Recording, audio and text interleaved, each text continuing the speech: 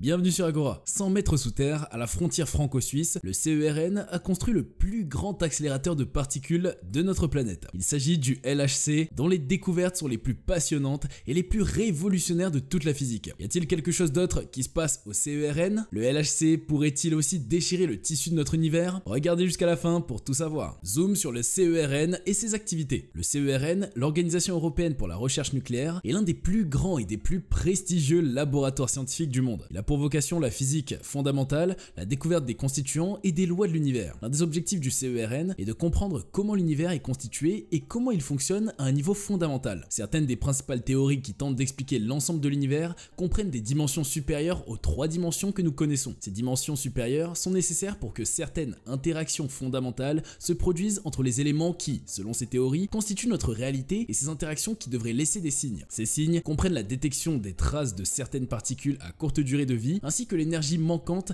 après que d'autres particules comme les gravitons aient migré vers des dimensions supérieures. Les scientifiques du CERN sont à l'affût de ces phénomènes spécifiques. Pendant les premiers instants du Big Bang, la matière et l'antimatière ont été créées dans des quantités presque identiques. Mais heureusement pour nous, il y avait un peu plus de matière que d'antimatière, de sorte qu'après l'anéantissement de ces deux opposés, l'univers a été laissé avec le petit morceau de matière qui a survécu à la bataille. Personne ne sait vraiment pourquoi il y avait plus de matière que d'antimatière. Il semble qu'il y ait simplement eu une asymétrie dans ses premiers instants, mais l'antimatière recèle encore de nombreux mystères et pourrait détenir les clés permettant de mieux comprendre notre univers. Ce qui a poussé à de nombreux scientifiques à essayer de créer et d'étudier ce matériau étrange. L'un des premiers objectifs des chercheurs du CERN était de pouvoir créer de l'antimatière qu'ils pourraient ensuite étudier pendant plus longtemps. Comme son nom l'indique, l'antimatière est le contraire de la matière et dès qu'elle entre en contact, elle s'annihile mutuellement dans une violente explosion. Le grand collisionneur de hadrons. Le grand collisionneur de hadrons est long de 27 km. Au sein du CERN, il fait tourner les particules élémentaires à très grande vitesse, puis les fait s'écraser les unes contre les autres avec une telle force qu'elles se déchirent. Le LHC est une merveille moderne, c'est le plus grand instrument scientifique du monde. Il nous aide à comprendre ce qui se passe exactement avec la matière dont nous sommes faits et comment elle se comporte à l'échelle la plus petite dans ses états les plus énergisés. Mais son utilisation représente-t-elle une menace pour notre existence? L'astrophysicien britannique Martin Rees a averti que les grands accélérateurs de particules comme celui du CERN pourraient potentiellement créer des scénarios apocalyptiques assez fous. Il y a essentiellement 3 façons dont notre vie, telle que nous la connaissons, cesserait d'exister si quelque chose tournait mal avec le grand collisionneur de hadrons ou d'autres technologies similaires. La première inquiétude de Martin Rees est que ces accélérateurs de particules massifs peuvent créer des choses appelées lumière étranges. Des particules hypothétiques qui, si elles entraient en contact avec la matière de notre planète, pourraient la condenser à la taille d'un terrain de football. Comment cela pourrait-il fonctionner? Il faut d'abord comprendre de quoi sont faites les matières. Tous les atomes sont faits de bouchons. Il y a 6 types de quarks que nous connaissons, à savoir le quarks haut, le quarks bas, le charm quark, le top court, quarks bas et le strange quark. Parmi ceux-ci, seuls les quarks hauts et bas ont une masse qui fait réellement partie de la matière et de l'espace. Les autres se désintègrent très rapidement en d'autres éléments. Mais dans les années 1970, les physiciens ont voulu jouer avec l'idée de ce qui se passerait si les atomes étaient soumis à des pressions et des énergies extrêmes dans leur modèle. Les atomes étaient pressurisés au point que leurs protons et leurs neutrons éclatent en quarks. Les défis du CERN face aux risques liés à l'utilisation de LHC. Sous une pression encore plus forte, les quarks ascendants et descendants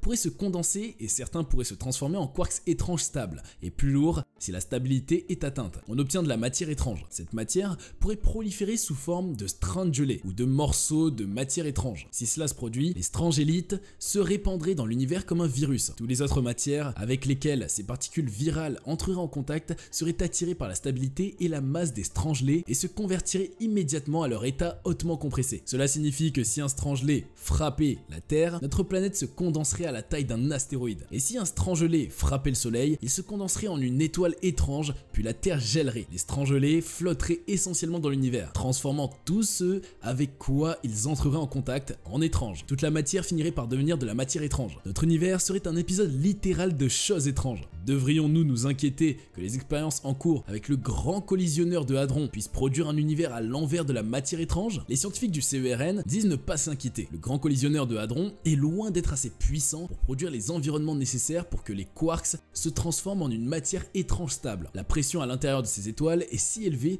qu'elle pourrait déchirer les atomes et transformer les quarks ascendants et descendants en quarks étranges. Finalement, la matière étrange créée consommerait l'étoile de neutrons et la transformerait en étoile étrange. Une autre menace beaucoup plus sérieuse liée au LHC. Les trous noirs sont les monstres ultimes du cosmos. Avec leur masse extrême et leur attraction gravitationnelle, ils mettront fin à tout ce qui s'aventurera trop près d'eux. Certains scientifiques ont prédit que lorsque le grand collisionneur de hadron écrasera des particules subatomiques, les forces énergétiques présentes provoqueront la création de trous noirs dans le sillage de l'explosion. Cette deuxième menace s'explique par le fait que le LHC pourrait créer un trou noir massif qui aspirerait notre Terre et peut-être tout le système solaire. Il y a beaucoup de choses que nous ne savons pas sur les trous noirs, mais les physiciens savent qu'ils sont créés lorsqu'une masse et une énergie suffisante sont condensées dans un espace assez petit. Les trous noirs que nous avons observés dans notre univers ont été créés après l'effondrement d'étoiles massives à la fin de leur vie. Il est possible que lorsque de minuscules particules se heurtent les unes aux autres, comme c'est le cas dans le grand collisionneur de hadron du CERN, elles puissent créer de petits trous noirs minuscules et non un énorme trou noir mangeur de terre. Les physiciens pensent que les trous noirs pourraient être créés à partir d'un seul et unique trou noir. Cependant, les cordes elles-mêmes et ces minuscules bobines d'espace interdimensionnel sont bien trop petites pour être mesurées par le grand collisionneur de hadron. Elles sont 10 millions de milliards de fois plus petites que tout ce que l'accélérateur de particules peut détecter. Donc s'il y a de minuscules trous noirs déchirés à travers l'espace interdimensionnel lorsque les particules s'écrasent les unes contre les autres, ne devrons-nous pas nous inquiéter? Le CERN a déclaré que les trous noirs créés existeront au niveau quantique de notre univers et seront beaucoup trop petits pour avoir une influence ou un impact sur le monde macroscopique. C'est rassurant, mais il y a encore beaucoup d'inconnus dans le monde de la gravité quantique et la compréhension de son fonctionnement est toujours l'un des principaux objectifs d'étude de la physique moderne. La Terre est bombardée chaque jour par des particules qui entrent en collision avec l'atmosphère à des énergies plus de 100 millions de fois supérieures à ce que peut produire le grand collisionneur de hadron. Il est possible que ces particules soient déjà là, autour de nous, mais que nous ne les ayons pas vues. Ces trous noirs minuscules seraient super instables et s'ils existent, ils existeraient pour une durée si brève que nous pourrions à peine l'appeler temps. Une troisième menace. Le troisième problème qui pourrait résulter de la collision de toutes ces particules au CERN est qu'elles pourraient potentiellement déchirer l'espace-temps lui-même. Le vide de l'espace, que nous considérons normalement comme vide, est en fait rempli de plus de choses que nous ne le pensons. Un accélérateur de particules suffisamment puissant pourrait potentiellement déchirer l'espace lui-même en créant ce que l'on appelle une transition de phase. Les transitions de phase se produisent tout le temps. Elles se produisent lorsque l'eau se transforme en glace ou en vapeur. Elles se produisent aussi lorsque les atomes s'ionisent ou perdent un de leurs électrons. Ces transitions sont très courantes. L'affirmation selon laquelle un instrument fabriqué par l'homme pourrait déchirer le tissu de l'univers est très répandue et a été assez solidement réfutée. Cependant, il existe des forces à l'œuvre qui dépassent de loin la capacité que nous avons de recréer des choses telles que la naissance et la mort des étoiles. Les quasars, qui brillent plus fort que des galaxies entières, et les trous noirs supermassifs existent à des échelles d'énergie que nous ne pourrions pas espérer atteindre en construisant quelque chose tel qu'un grand accélérateur de particules. Le CERN se penche également sur l'un des mystères les plus anciens de la physique, qui n'a toujours pas de réponse unanimement acceptée: la présence de matière noire. Les scientifiques savent qu'il existe dans notre univers une énorme quantité de désordre qui n'interagit pas avec la lumière d'une manière que nous pouvons détecter, ce qui amène certains à penser qu'elle pourrait être constituée de minuscules particules inconnues répandues dans tout l'univers. En brisant des particules ensemble, les scientifiques apercevront une nouvelle particule qui nous apportera les réponses dont ils ont besoin pour comprendre enfin ce qu'est la matière noire. Les principales théories incluent tous les types de particules microscopiques qui existent en nombre insensé dans le cosmos. Ces particules restent indétectables par nos instruments actuels. Il existe un certain nombre d'entre elles qui pourraient constituer la réponse à la question de savoir ce qu'est la matière noire. Cependant, une sort du lot et suscite le plus d'intérêt à l'heure actuelle. Il s'agit de la mystérieuse particule action. Alors que le modèle standard se compose actuellement de 17 particules fondamentales qui constituent notre univers, il existe de nombreuses autres particules théoriques qui n'ont pas encore été découvertes. Les actions sont l'une des particules théoriques qui ont une forte probabilité d'apparaître lors de collisions dans un accélérateur de particules, car la puissance et l'énergie de ces machines ne cessent d'augmenter. Proposées pour la première fois il y a près de 50 ans, les actions sont aujourd'hui des candidats à la matière noire. Juste après le Big Bang, l'environnement de l'univers primitif était parfait pour un très grand nombre de ces particules. Les scientifiques travaillent actuellement sur des tests d'ingénierie spécifiques qui ont une énergie suffisamment élevée pour que les actions se forment, permettant ainsi aux chercheurs de les détecter directement pour la première fois. Les accélérateurs tels que ceux créés par le CERN envoient des particules subatomiques dans tous les sens jusqu'à ce qu'elles atteignent des vitesses proches de celles de la lumière avant d'être détruites par l'explosion. Les collisions provoquent l'éclatement des particules accélérées dans une formidable libération d'énergie, faisant voler les particules fondamentales qui se désintègrent en leur constituant et permettant aux scientifiques d'observer le monde subatomique puis d'étudier les interactions des particules à l'issue de ces collisions. Lors de l'accélération et de la collision de protons, une particule a été libérée, ce à quoi les scientifiques ne s'attendaient pas. Les protons sont généralement constitués de 2 quarks up et d'un quark down, mais lorsque ces protons sont entrés en collision, un quark étrange plus lourd a été produit. Cela pourrait-il être la preuve d'une insuffisance physique qui n'a jamais été découverte auparavant? Le LHC, plus sécuritaire que jamais. Le LHC LHC fonctionne à nouveau depuis quelques mois, après une interruption de quelques années pendant lesquelles il a été modifié et amélioré. Il a continué à montrer aux scientifiques de nouveaux types de particules jamais vus. Maintenant qu'il est à nouveau opérationnel, les physiciens du CERN ont déjà fait des surprenantes découvertes. Il s'agit de 3 nouvelles particules. Ce ne sont pas vraiment des particules, mais plutôt des combinaisons de particules. Elles sont appelées pentaquarks et tétraquarks. Normalement, les matières sont composées d'un atome de carbone. Nous savons qu'elle est constituée d'une combinaison de 3 quarks. Le proton, par exemple, contient 2 quarks up et un quark down. Au cours des 2 dernières années,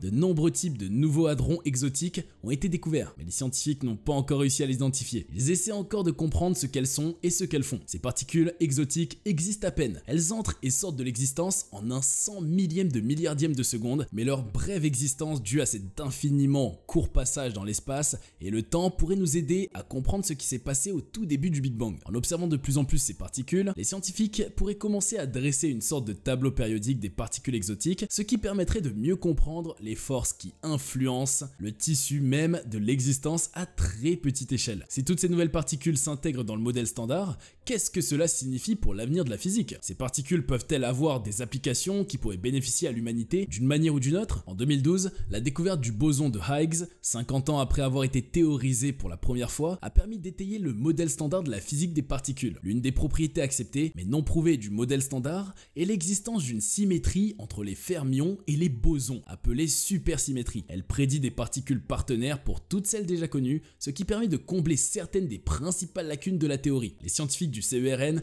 tentent de prouver l'existence de la supersymétrie depuis quelques décennies. S'ils parviennent à trouver des preuves concrètes de son existence, il s'agira de l'une des plus grandes découvertes scientifiques de tous les temps. Le mot de fin. Nous n'avons peut-être pas besoin de nous inquiéter à propos des accélérateurs de particules. Ils ne sont pas capables de mettre fin à l'univers tel que nous le connaissons, du moins pas à l'échelle à laquelle ils sont construits actuellement. Peut-être qu'à l'avenir, si nous en construisions un sur tout le diamètre de la Terre ou du Soleil, nous aurons des problèmes. Pour l'instant, ce que le grand collisionneur de hadrons fait, c'est découvrir de nouvelles particules. Il nous aide à comprendre le monde quantique et peut-être à recréer la formation même de notre univers. Il pourrait nous aider à comprendre ce qu'est la matière noire et s'il existe réellement des dimensions supplémentaires observables. Que pensez-vous des risques liés à l'utilisation du LHC? N'hésitez pas à nous le faire savoir dans les commentaires. On arrive à la fin de cet épisode. Merci d'être resté jusque là. Si vous avez aimé la vidéo, n'oubliez pas de la liker, de la partager et si vous êtes nouveau sur la chaîne, activez la cloche de notification pour ne pas rater nos prochaines publications. A très bientôt pour un palpitant décryptage de l'actualité scientifique sur Agora.